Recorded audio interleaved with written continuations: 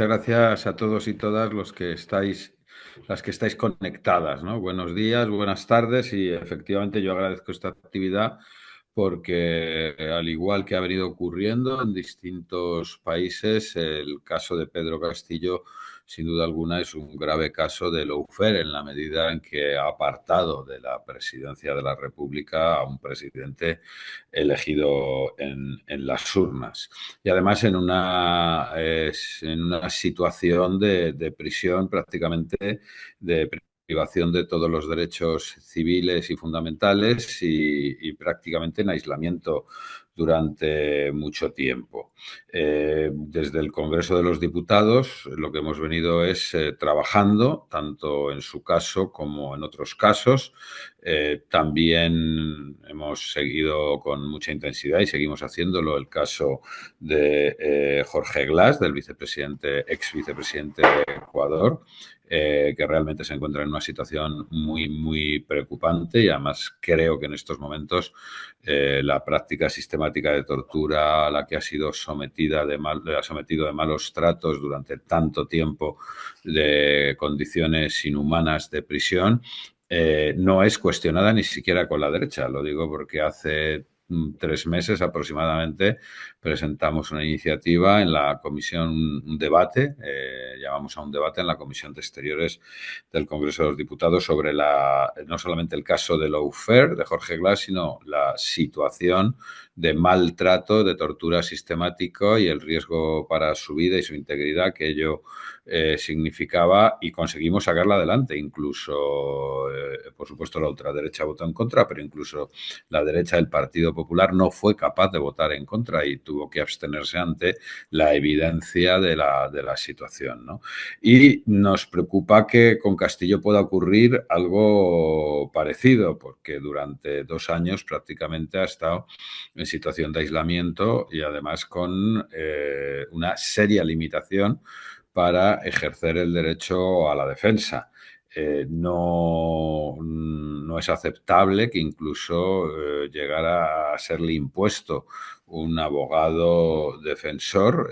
público contra su criterio, ¿no? Y a pesar de contar con un equipo de defensa, donde se encuentra el compañero Wilfredo Torres, aquí presente en este evento,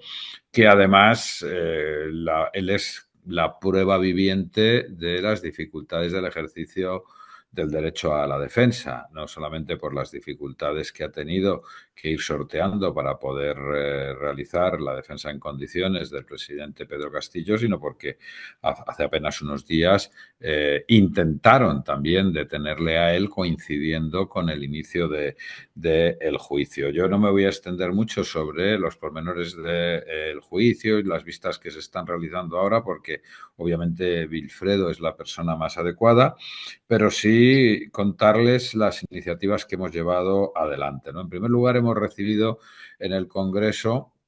oficialmente varias veces al equipo de defensa del presidente Castillo,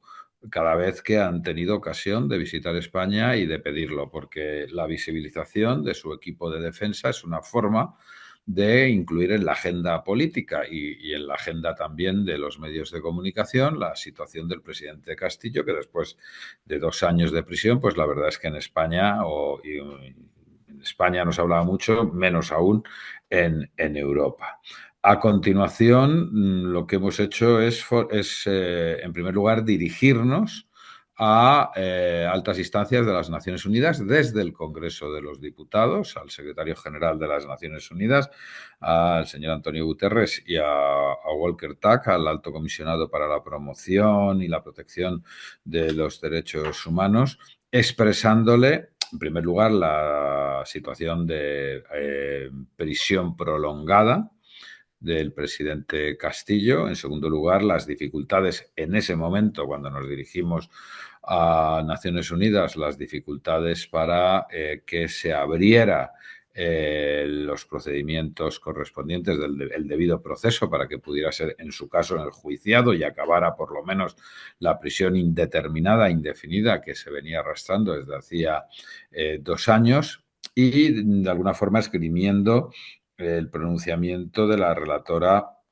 sobre independencia de magistrados y abogadas de las Naciones Unidas, la relatora especial, que ha venido denunciando las distintas injerencias legislativas del Congreso de la República de Perú sobre el ejercicio del poder judicial, con reformas que dificultan en general, pero en este caso además pueden dificultar de forma importante que el presidente Castillo sea sometido a un proceso con las debidas garantías.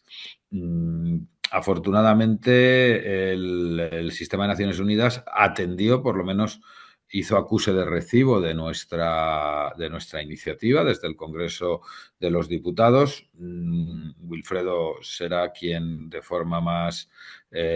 autorizado, él podrá dar su punto de vista, pero bueno, lo cierto es que a los pocos días ya hubo noticias de que se iniciaba las vistas del procedimiento en Perú, ¿no? Que en estos momentos, bueno, pues ese procedimiento, aunque sea con dificultades, parece que va avanzando.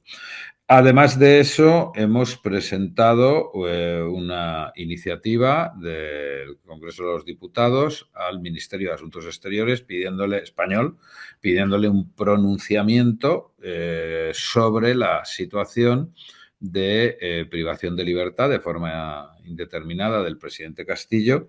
y la privación de sus derechos civiles y las dificultades para el ejercicio del debido proceso. Eso estamos esperando que sea contestada esa iniciativa, que el Ministerio de Asuntos Exteriores se pronuncie. Y hemos tenido también ocasión de mantener reuniones oficiales telemáticas con la familia, con la esposa del presidente Castillo, porque ella se encuentra en situación de refugio en México, y la verdad lo que nos ha trasladado pues coincide con algo muy importante que ha relatado antes Silvina, la esposa del presidente Castillo. Lo que nos relató es que desde el momento que entraron en el Palacio Presidencial, después de ganar las elecciones, fueron sometidos por los altos funcionarios del Estado, por los cuerpos de seguridad, a un acoso que ella solamente podía explicar desde la consideración del ejercicio de prácticas racistas respecto al presidente, respecto a su familia, y eso coincide con relatos que hemos recogido también de dirigentes políticos que, habiendo acudido durante el ejercicio de la presidencia del presidente Castillo al Palacio Presidencial, igualmente, por ejemplo, les ha sido imposible, a pesar de las peticiones del presidente Castillo, mantener una reunión a solas con el presidente, puesto que había funcionarios que se negaban incluso a atender la instrucción del presidente, ¿no? Esa sensación permanente de desacato y de racismo, que sin duda alguna pues es un caso también de lawfare respecto a un presidente de la República, como ha ocurrido con el presidente Correa, con Rafael Correa o con Cristina Kirchner, sin ninguna duda. Desde nuestro punto de vista, y con esto ya acabo, sin duda alguna, estamos ante una aceleración del procedimiento sin las debidas garantías, pero con la clara intencionalidad de provocar una situación de inhabilitación política, porque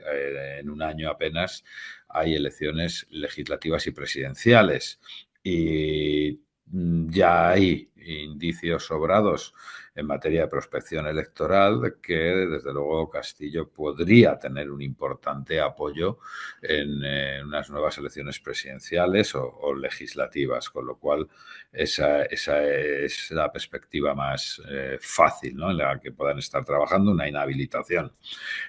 Animamos a que haya un acompañamiento internacional al presidente Castillo.